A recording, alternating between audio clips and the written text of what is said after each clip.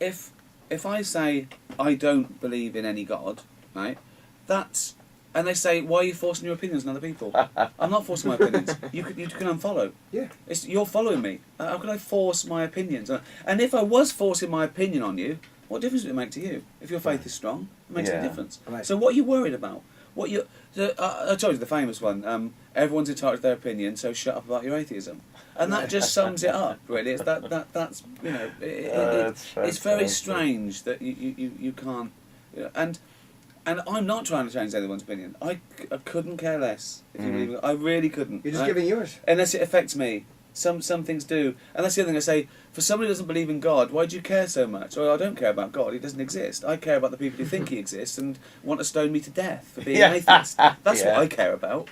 How it affects me and other people. Yeah. But I suppose the one thing I do think that why you should say that is that there are still people who are really oppressed for not believing in a God or the right God, and you want to let them know that they're not abnormal. There's nothing wrong with them. There's just no, you know, there are 12-year-old kids who are told that if they don't believe in God, they'll go to hell. And you want to tell them you won't go to hell. Just believe what you want. Were you ever religious even as a child? Yeah. You were brought up with that. Yeah. Was there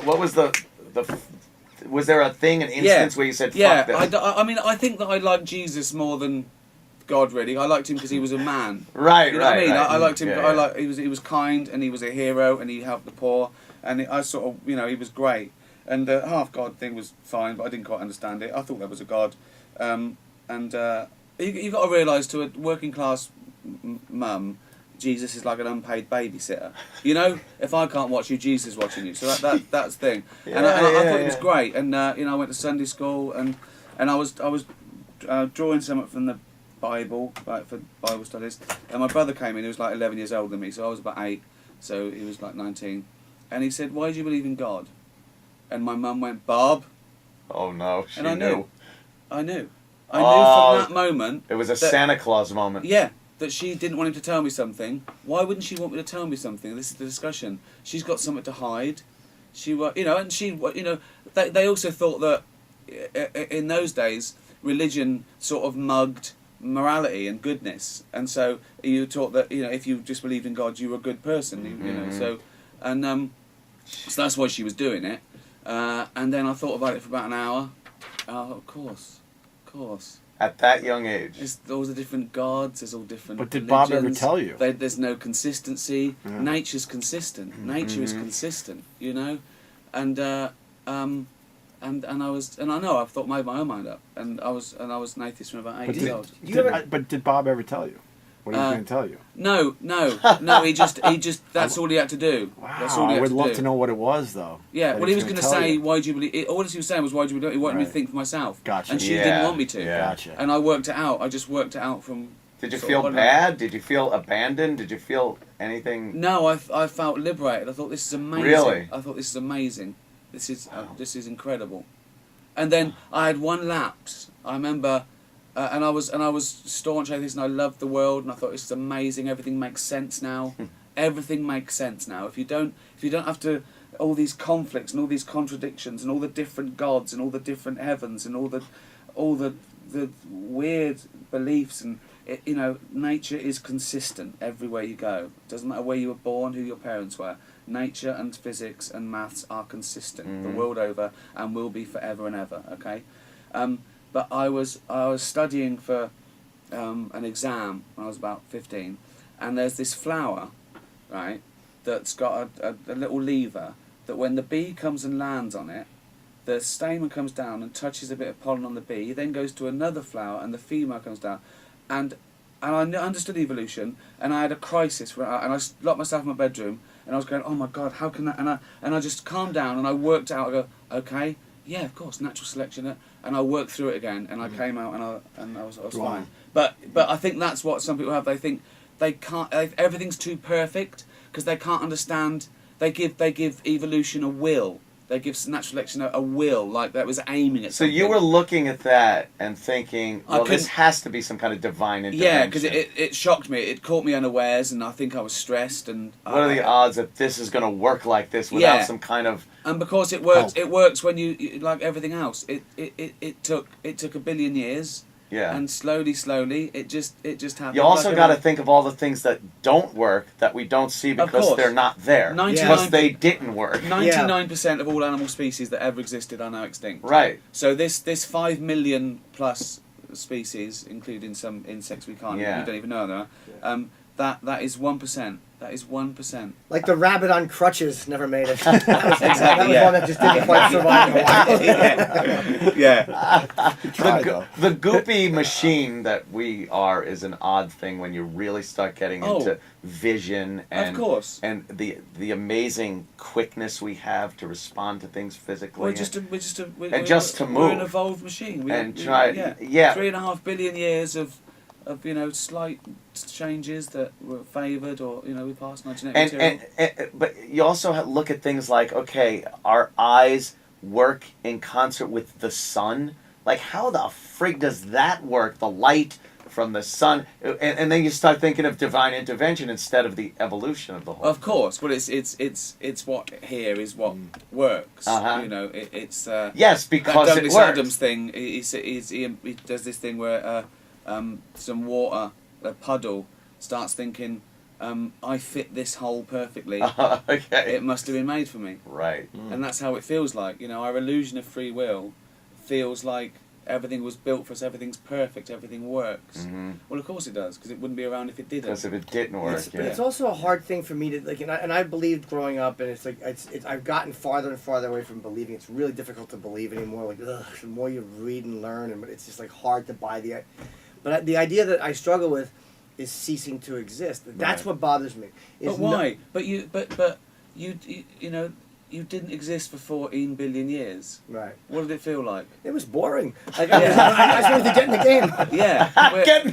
We have this illusion for free will, for consciousness for 100 years, and then we're gone, and our atoms are spread out again. But it's almost like once you taste it, like I know I won't even know that it's not there. Of course. But it's just that's usual. Of course we do. We love this. We love life. It's amazing. We're thinking. We're doing stuff. But how do you handle that? How do you handle your own death? You live your life every single day as much as you can, but when you say handle your own death, what choice do you have? It's not like you go, you want to live forever. Okay, anyone who wants to live forever on the left.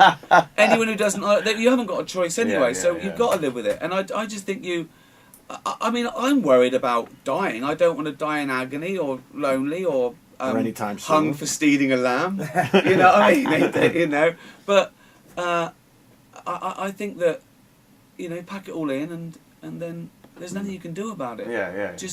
Hopefully when I'm in agony and there's nothing I can do, there'll be a pill I can get from CVS. You know what I mean? Yeah. So how scared? That way. How scared are you of it? I don't think about it much, but if I wake up and I find a lump, I think that's it. Right. I've blown it. I've got 6 months. Remember when you first realized you were going to die someday? Jeez. That feeling you had, though? Yeah. Holy fuck. Well, it was funny because brutal. I remember my first taste of it. It might have been after I was an atheist.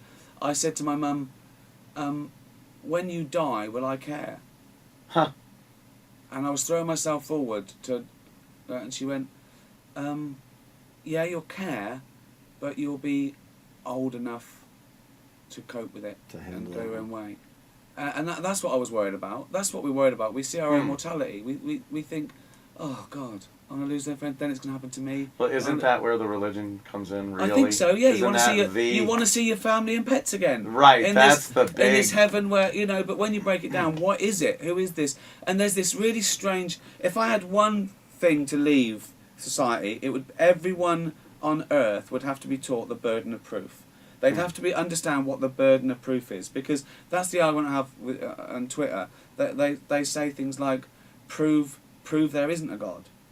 Well, no, prove there isn't a unicorn. You can't prove the non-existence of something, and why would you? It's mental. Right. You don't need to. And there's other myth that what an atheist is. An atheist simply is someone who doesn't believe in a God. Yeah. It's not saying there isn't a God. You can go further, So most of us are agnostic atheists. Mm-hmm. So when they say, you don't know. No, we don't know, but we don't know Superman doesn't exist either. So let's ignore all that. Right. And also, they're not mutually exclusive, because one deals in knowledge and one deals in belief. So none of us know. So we're all agnostic, right? And some of us choose to therefore not believe in a God because we don't know, atheist. Yeah. And some of us choose to believe in a God despite having no evidence. That's the only difference. So we're all agnostic, so it just doesn't count. It's not interesting. It's about what you know. I think it's there to answer all the mysteries, and without even a real answer. Yeah. It's there to give comfort to people, especially early on in civilization when I you really agree. didn't have an understanding of things. Yeah. And you were like, oh, what happens? Oh, I'm not going to see that person ever again. No, you know what? There's a God, there's a heaven, it's going to be Do you great. know what? I'm guilty of it myself. When my mum was dying, and she was dying for quite a while, she had lung cancer, 6 months, I knew that if she said, do you think there's a God? I'd have said, I don't know, but yeah, probably. Right. I couldn't sit down For comfort. and that at that stage, yeah. And tell her what, you know, because Right. there's no good. And I think that's how, you know, I think spirituality certainly started probably well. It started out well. It started comfort or not knowing. Religion's somewhat different. Religion is purely a power struggle.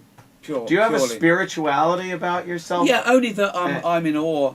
I don't need a God to be in awe of a mountain or in awe of that Right. flower or in awe of this illusion of free will or how amazing life is. Do you think being good has any payoff in life? Yes, it does. And what is? It's that I want people to treat me as I treat them, and it has its own rewards. Being kind and nice to people is rewarding. It's a lovely feeling. It's a lovely feeling to help someone or be kind or make someone smile or make someone feel better. Do you know what I mean? No, I or heal know. someone. It's a Right. brilliant feeling. You don't need to think that you'll be rewarded in heaven. Mm-hmm. You're rewarded now. And if you think that you're sent to hell if you're bad and you're sent to heaven if you're good, if that's your reason for being good, you're not good.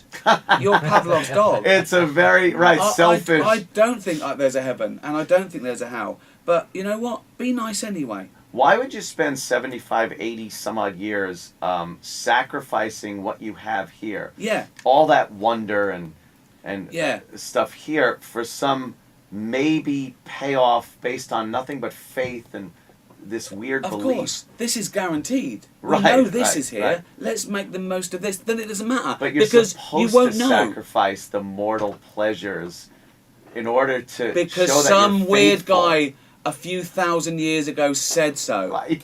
Some little weird desert dweller who hated gays, women, right, and wanted power and was angry because he lived in the desert and could only beat himself stupid every night, wanted to make everyone pay. Right. And he wanted a piece of it, you know.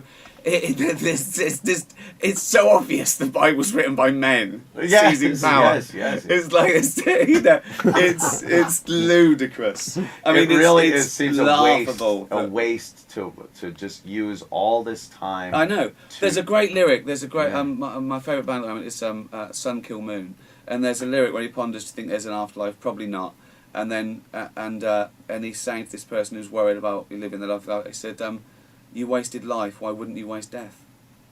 It's like if you waste this one, you'll waste. Then you'll waste the next Yeah. one. And, What do you do when you're up there? What are the rules of heaven? Yeah, What yeah. can we do?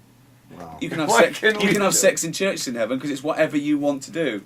So you can go and have sex so in you churches can do that. in heaven. You know what though? You'd be told that, but you wouldn't want to. You wouldn't want to. Right. That's it. There was always a thing. My parents would tell me things like that, like, "Oh, it's like, what's heaven? What is?